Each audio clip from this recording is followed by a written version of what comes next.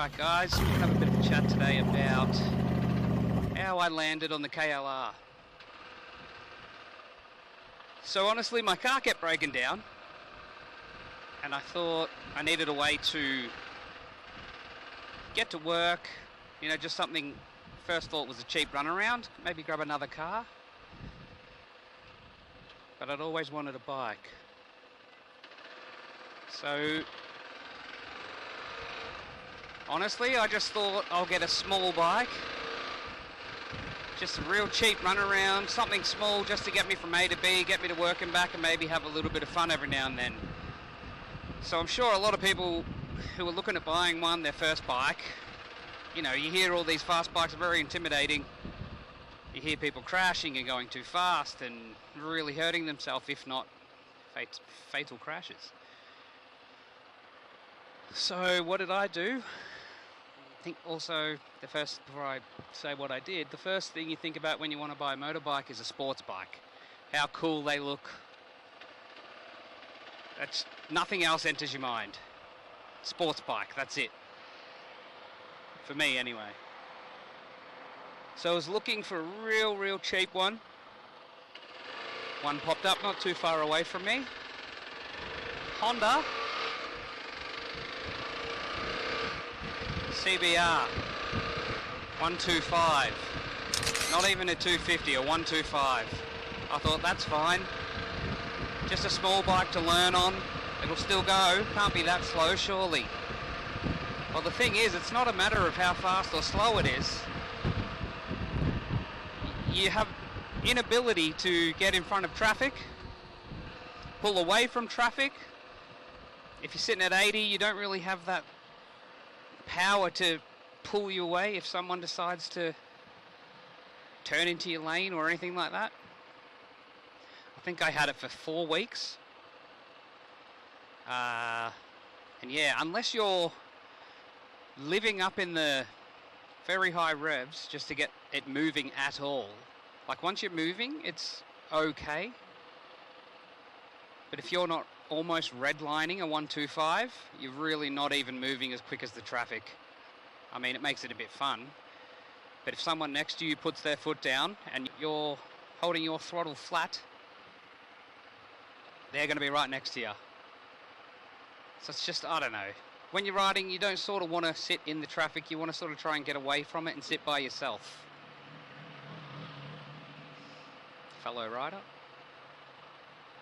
I don't know if you've seen that, but shorts, not for me. Safety. Anyway,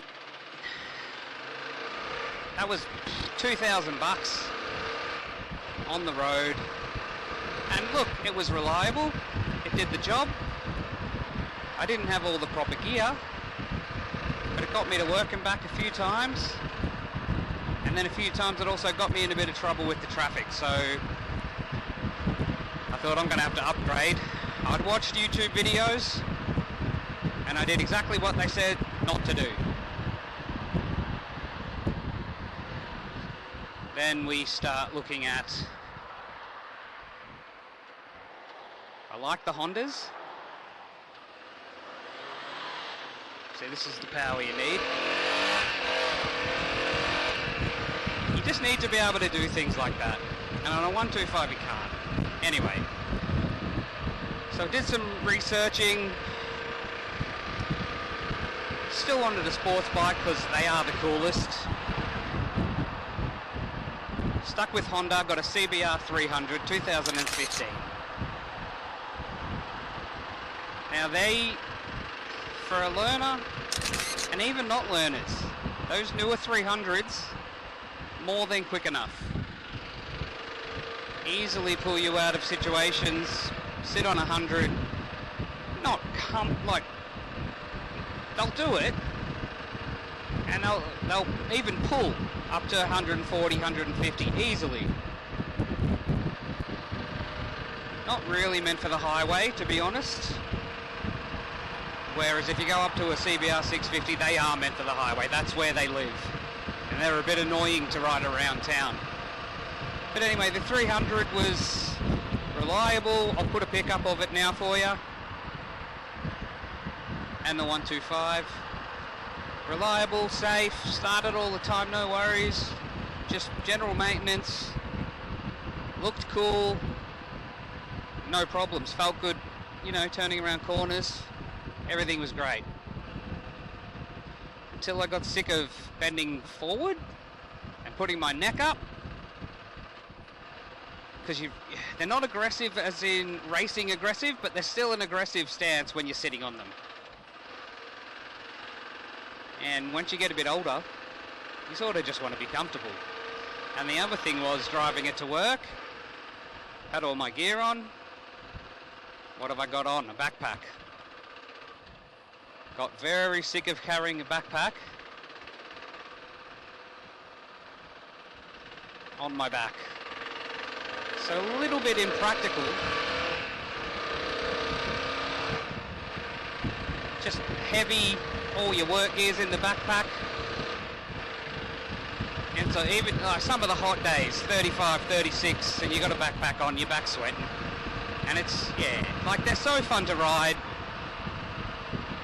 Maybe not every day, you start to get sick of it. Power's fine, still a smaller bike, fine for a learner. Look cool, goes well, low maintenance, reliable Honda CBR 300, 2015. The only downfall was there's nowhere to carry anything. You can get the little bags on the back of the seat, but you still can't fit much in them. So I think I had that for 6, maybe 9 months. And I thought I'm doing exactly what every YouTuber told me not to do. Went too small and just no good. So yeah, now I'm on this.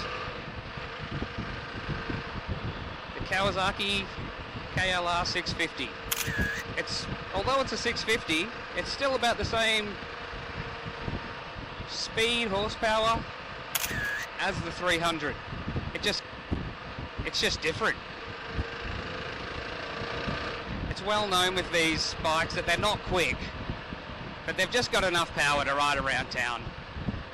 They'll go on the highway all day as well, albeit they only have 5 gears, so we'll be sitting up in the revs $5 grand. Got this big windshield. It is amazing.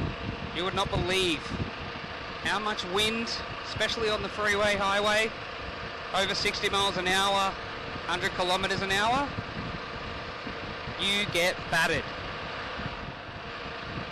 It's like you're fighting the wind. If you weren't leaning forward on a sports bike, the wind would push you back. This thing, I'm just sitting up, sitting high. It's taller, it's bigger, it feels safer. It's got more than enough punch for me. It's not quick compared to all other 650s and most other bikes still. But how fast do you want to go, really? You don't want to lose your license. Around Australia, we've got no reason to go any quicker than 120 maximum. 80% of our highways and freeways are 100 kilometers an hour, and then once you get out, they're 110. Most bikes will be able to sit on 110 without much hassle. But anyway, back to the 650. Also on the back, a great big luggage bag, which actually fits my backpack, full of stuff. And it just zips up. It's got a waterproof cover. So I feel much better without having the backpack on. Yeah, it's just practical. May not look as cool. You know, it doesn't have that sports bike feel. But you can still have lots of fun doing all the same things on this that you can on a sports bike. You wrench on the throttle, it will still go. I'll kick it down and I'll show you.